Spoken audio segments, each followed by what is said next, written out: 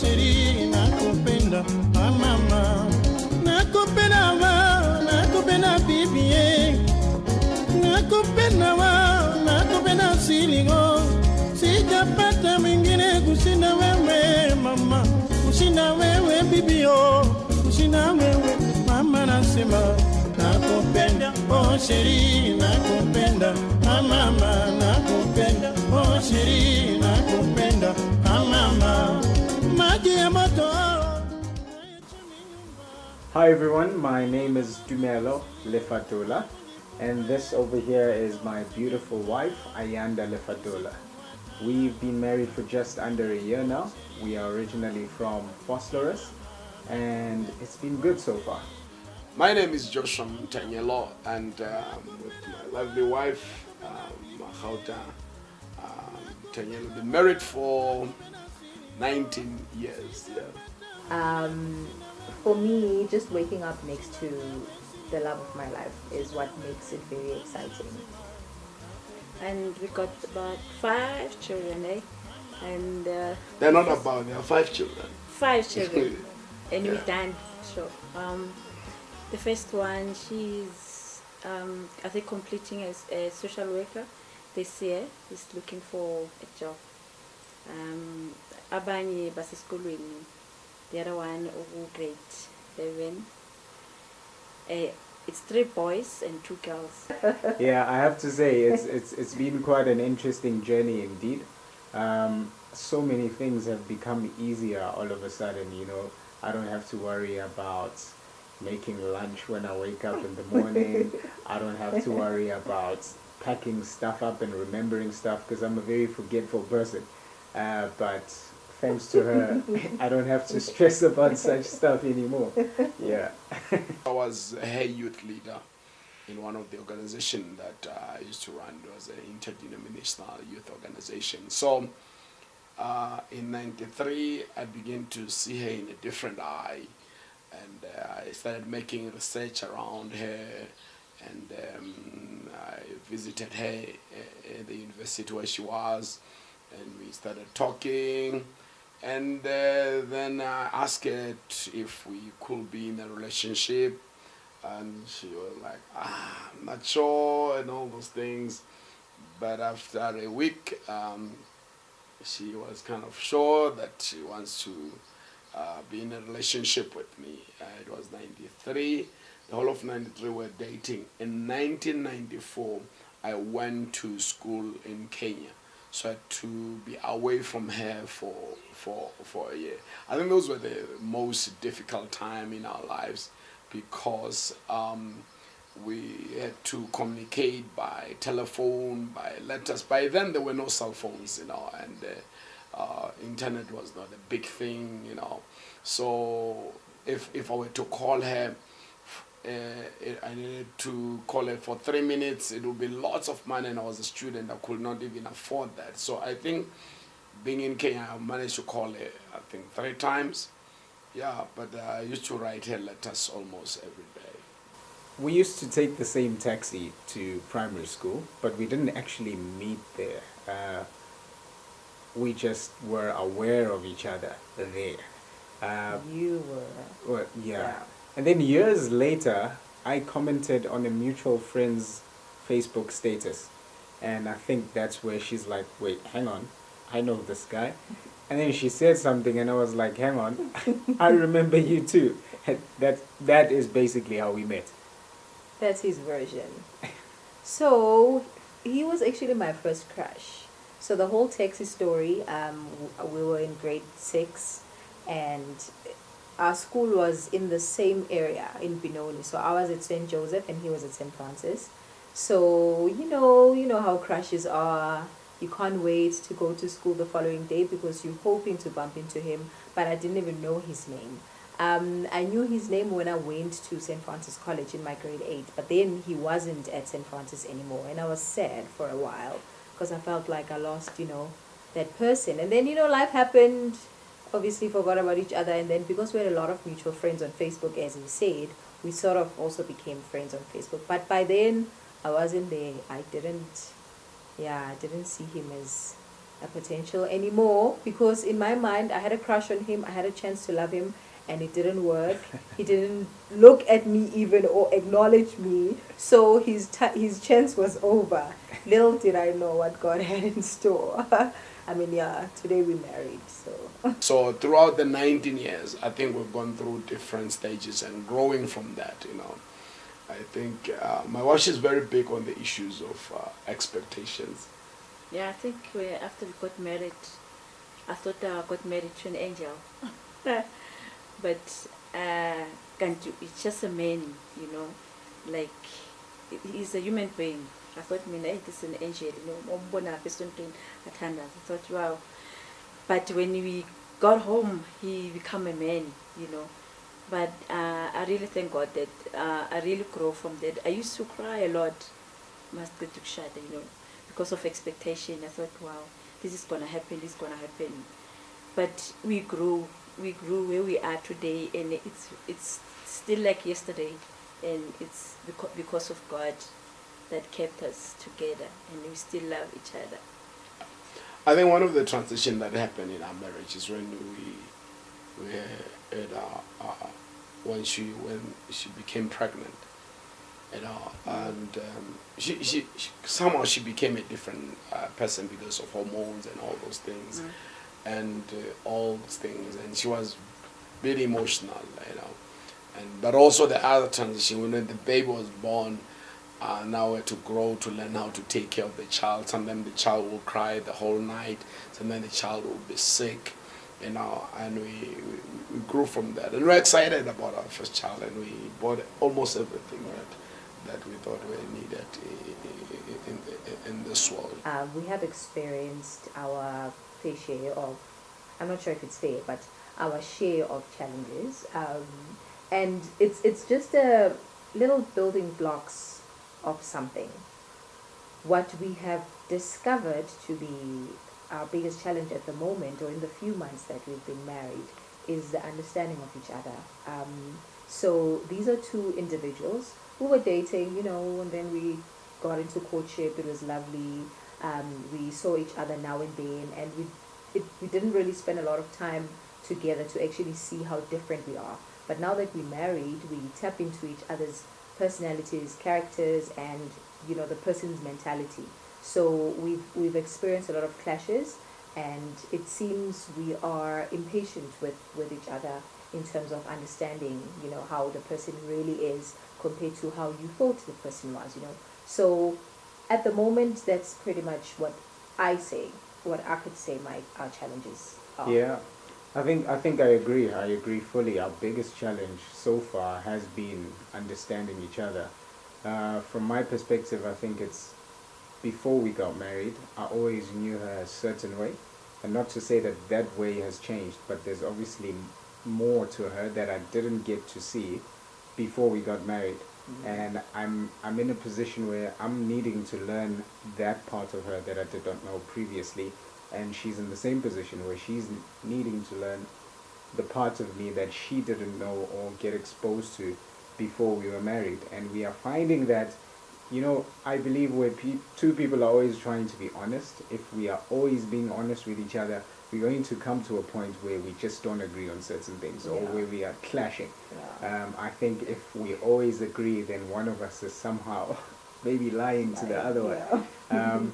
And it's not always easy. It's sometimes quite challenging, and there's been a few days where, you know, at the end of all that, there's just deafening silence. I think as we had more and more children, we realized that we can no longer, my wife can no longer be a part-time mother, like working and also coming and taking care of the children, because now the needs of the children were changing. We needed to help them with homework, we needed to help them with other different things and all those things. So my wife then had to come and become an executive wife, and take care of the kids, because we believe that the children are the most important thing in our life. God wants us to have these godly children. They cannot be godly children on their own. Somebody needs to take care of them, take them to school, help them with their homework and all those things. So while I'm concentrating on the issues of ministry and also making sure that there is food on the table. One thing that I can mention, which is keep them till here, is God. But what is key in Shadwin, you need to communicate, After we got married, I used to quiet, But when times goes on, I went on, what, things won't go right like this. I need to communicate with my husband. And after that, it was great. We talked about things, we talked about issues, and we grow. I think also I've always been under the impression that when one wants to be a man, they need to ask it of only another man. But I'm fast learning that if I want to be a good husband, the best person to speak to about it is my wife. Oh, I didn't know that. Oh. Yeah. Yeah. All right. Yeah. Yeah. But I never experienced love this way, so I'm actually blessed, I have to say. Yes, you are.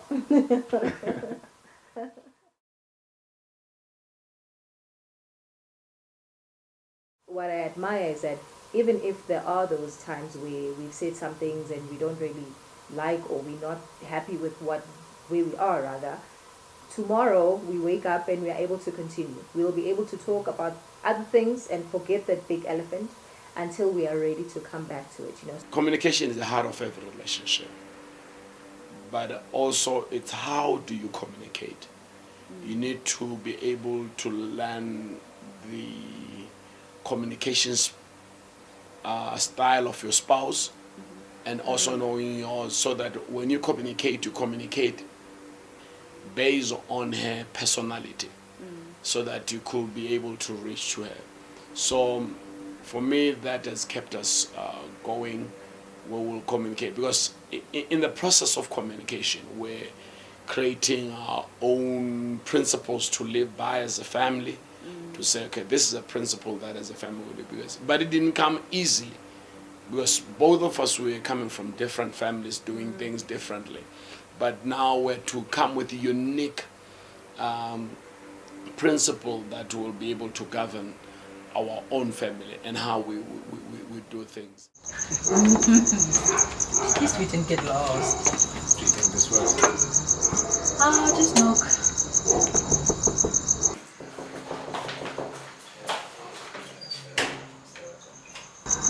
Come in. Welcome.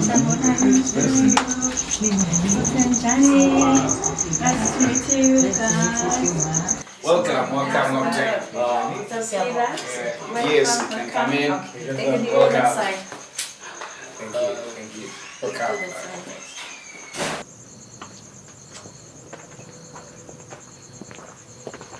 Yeah, welcome, guys. Thank you. So guys, welcome to the Mtanyalo family, and we're glad that you're here. And yes, we really want to know more about you guys, and like how long you've been married, what's your future plans, and Thank you very much, Baba no Mama, for welcoming us. So we were counting the other day, which is Shade Manje, it's been 8 months. We got married last year in June on the 6th. It wasn't really that cold. So yeah, and then future plans. Yeah, future plans. 10 children. 10 children, you know.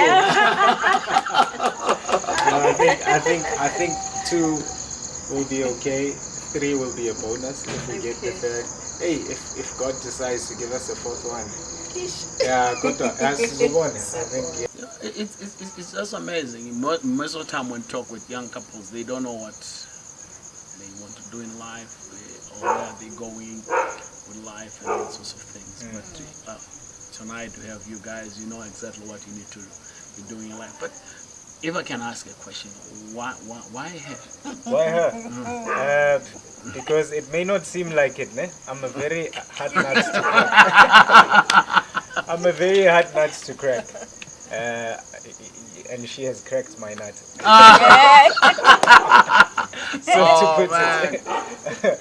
So yeah, that's the answer. Wow. She gets me. She has a very strong will. I've got very strong opinions, Mm-hmm. and obviously, for somebody to be able to stomach living with me, they will have to be able to stomach my very strong opinions as well. So yeah, and she's very good at that.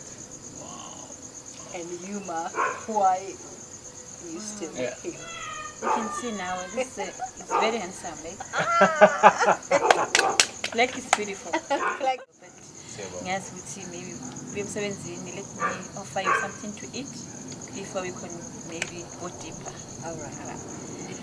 We love that. Lord, we thank you for your grace and your mercy. Thank you for friends to come around that we could break bread together, Lord. I pray. Cool, Marriages activist. But I think today it's a lot. It's different because not only what's happened with me and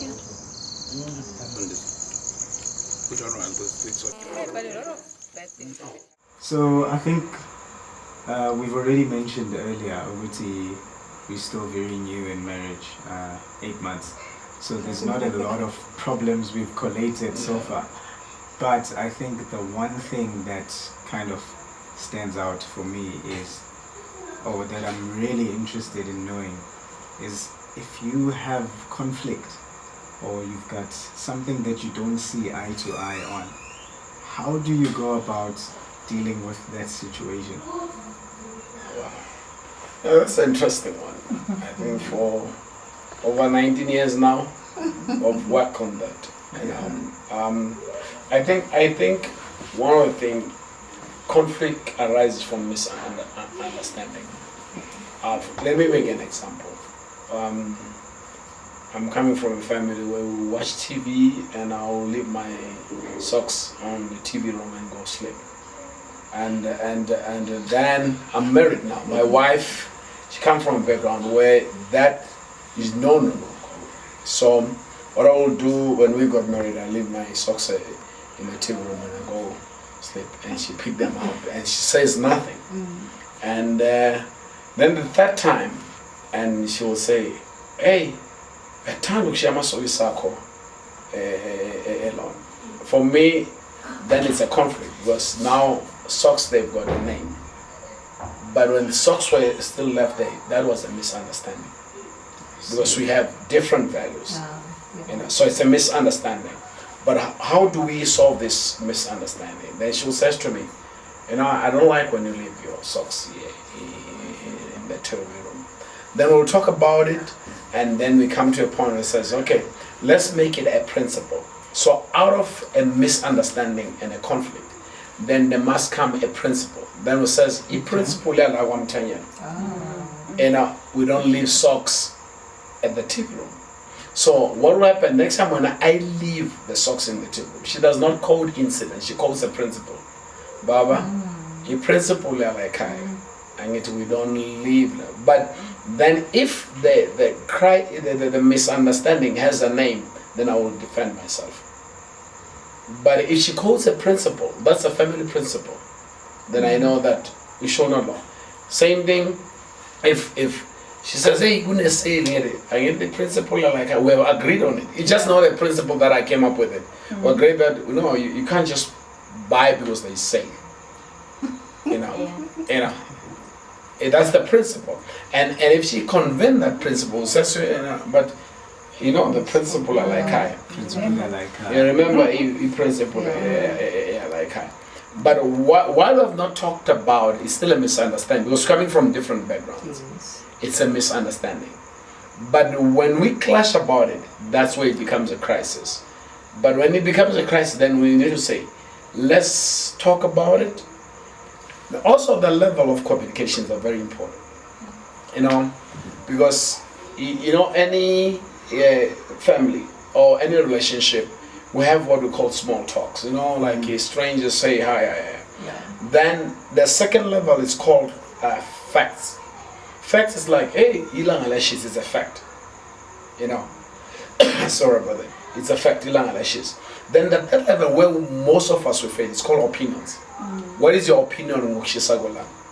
That's why a lot of people, they don't want to law because you are afraid that if you voice your opinion, you might be crushed.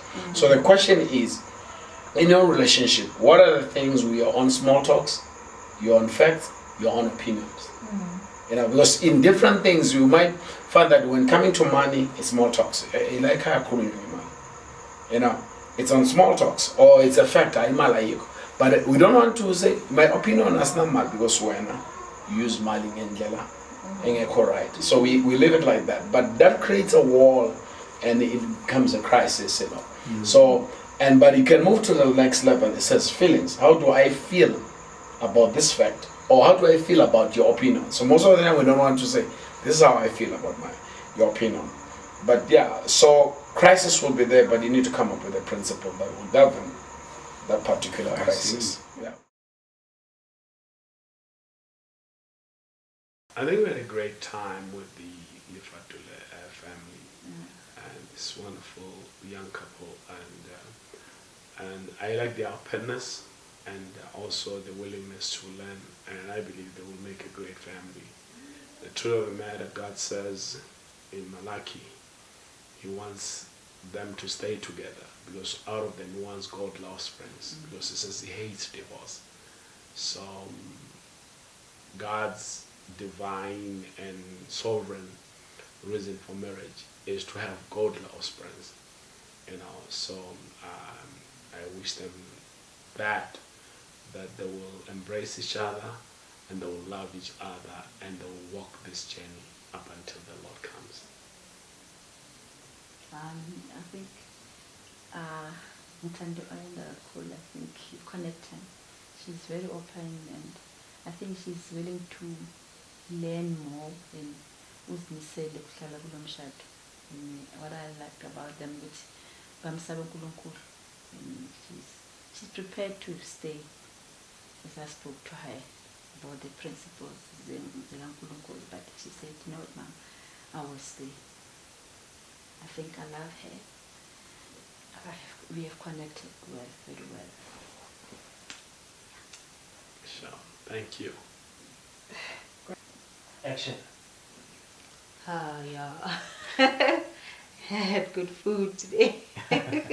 Yeah, no, the food was good. It was awesome. It was excellent. I really enjoyed it. But like I learned so much from both the mom and the mom Tanya, regarding some of the things that we are experiencing. And I'm hoping that we'll be able to, together we'll be able to, find our way to deal with these things. Yeah. I think more than anything, it helped me realize that we're not alone. So it's other people have gone through it. So we also have to find something that we can pass along to another couple that's going to come after us. So yeah. The biggest lesson I learned today is that it's very important for one to be honest with themselves. Yeah. Because when you are honest with yourself, you are able to be honest with your partner. I think if we can all just get ourselves to that place, where we understand ourselves well enough to be comfortable with ourselves and reciprocate that comfort to our partners. Yeah. Communication, honesty, and all that. I think, that's what I'm taking away from tonight. That's probably what I will carry and do my best to practice Yeah. as we go along.